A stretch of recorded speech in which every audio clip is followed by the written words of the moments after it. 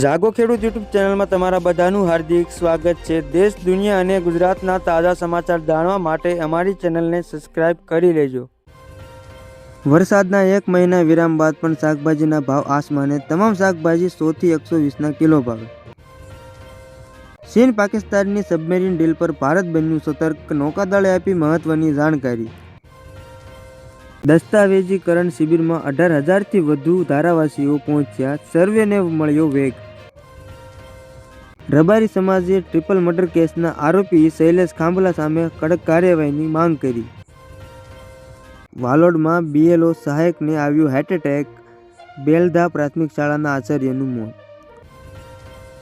આતંકીઓ બોમ્બ બનાવવા માટે લોટ દળવાની ઘંટીનો ઉપયોગ કરતા હતા, દિલ્હી વિસ્ફોટમાં મોટો ખુલાસો।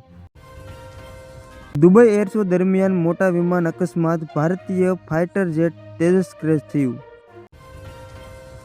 ઓમ પ્રકાશનું કહેવું કે જો સરદાર પટેલ ન હોત તો આજે આપણે હૈદરાબાદ જવા માટે પણ પાસપોર્ટ ને વિઝાની જરૂર પડતી હોત।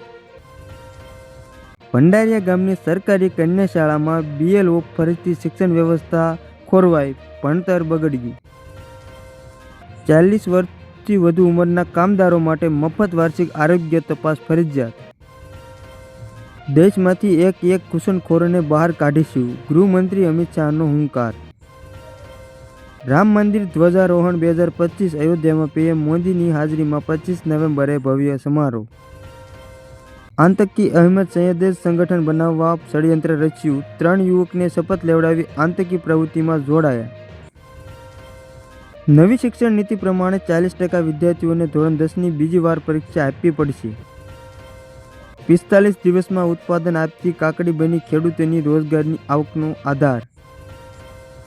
હીરાસર ઇન્ટરનેશનલ એરપોર્ટ પરથી બોમ્બ મળી આવતા ખળભળાટ, મહામહેનતે બોમ્બ ડિફ્યુઝ કરાયો, અંતે મોકડ્રીલ જાહેર થતા હાશકારો। બીસીસીઆઈએ ઘરેલું ટુર્નામેન્ટ વેન્યુ કર્યો ફેરફાર, આ નોટઆઉટ મેચ હવે દિલ્હીમાં નહીં રમાય। કેપ્ટન શુભમન ગિલ ટેસ્ટમાંથી બહાર, પંત ગુવાહાટીમાં જવાબદારી સંભાળશે। બિહારની જેમ ગુજરાતની મહિલાઓને પણ 10,000 મળવા જોઈએ, મામેરું તો મળવું જ જોઈએ, કોંગ્રેસનો દાવો। જેઠાલાલ એટલે કે દિલીપ જોશીની મોટી કમાણી અને નેટવર્ક જાણો।